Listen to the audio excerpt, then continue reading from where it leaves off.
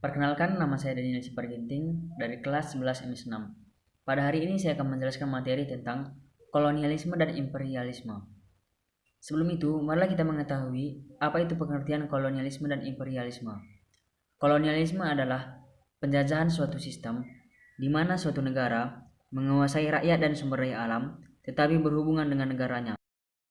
Dan imperialisme adalah suatu kebijakan di mana sebuah negara besar dapat memegang kendali atas daerah lain agar daerah itu bisa dipelihara dan berkembang. Di dunia, kolonialisme dan imperialisme berkembang sejak abad ke-15 oleh Eropa ke berbagai wilayah termasuk Indonesia.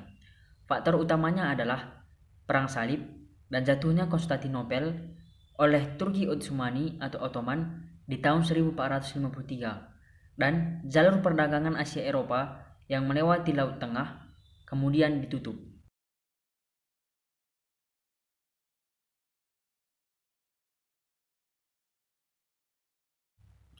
Selain itu, terdapat beberapa faktor lain yang mendorong bangsa Eropa untuk melakukan kolonialisme dan imperialisme. Jatuhnya Konstantinopel oleh Ottoman membangkitkan semangat penaklukan terhadap pemeluk agama Islam. Tidak hanya itu, mereka juga memiliki keingintahuan untuk mempelajari alam semesta, kondisi geografis, dan kehidupan bangsa-bangsa lain. Rempah-rempah juga menjadi alasan lain bagi bangsa ini untuk melakukan penjelajahan, mengingat harga rempah-rempah yang sangat tinggi di pasar Eropa. Mereka ingin memperoleh keuntungan dan kekayaan yang sebanyak mungkin. Mereka juga memiliki 3 prinsip, yaitu gold, glory, dan gospel. Gold berarti mencari keuntungan dengan mengumpulkan barang-barang yang berharga. Glory berarti menyebarkan kekuasaan yang seluas-luasnya. Dan gospel berarti penyebaran agama yang diinginkan oleh bangsa Barat, yaitu Katolik. Bangsa Barat yang mendatangi Indonesia tidak hanya Belanda. Di tahun 1511, Portugis mendarat di Malaka. Spanyol juga mendatangi Indonesia di tahun 1521 dan mendarat di Maluku. Barulah Belanda mengikuti di tahun 1595 dan mendarat di Banten. Kolonialisme dan imperialisme di Indonesia bermula dari bangsa Portugis.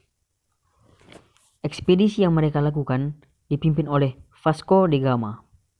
Bersama krunya, Vasco da Gama berhasil berlayar hingga mendarat di Kalkuta, India. Sayangnya, ia berpendapat bahwa India bukanlah negara penghasil rempah-rempah yang mereka cari. Mengikuti jejak Vasco da Gama, Alfonso de Albuquerque melakukan ekspedisi lanjutan. Dia bersama krunya berhasil mencapai di Malaka. Bangsa Spanyol juga mengikuti bangsa Portugis dalam pencarian rempah-rempah. Ekspedisi yang dilakukan oleh Christopher Columbus sayangnya belum menemukan daerah penghasil rempah-rempah. Hal tersebut kemudian mendorong Magelhaens untuk melaksanakan pelayaran yang sama. Kapal Magelhaens tiba di Kepulauan Maluku yang kaya dengan rempah-rempah. Sementara itu, ekspedisi Belanda dipimpin oleh Cornelius de Houtman. Ketika tiba ia di Banten, ia dan krunya disambut baik oleh Sultan Abdul Mufakir Muhammad Abdul Qadir. Tetapi, Belanda berniat untuk memonopoli pasar di sana. Hingga akhirnya, mereka diusir. Belanda kembali lagi di tahun 1598 dengan tujuan berdagang.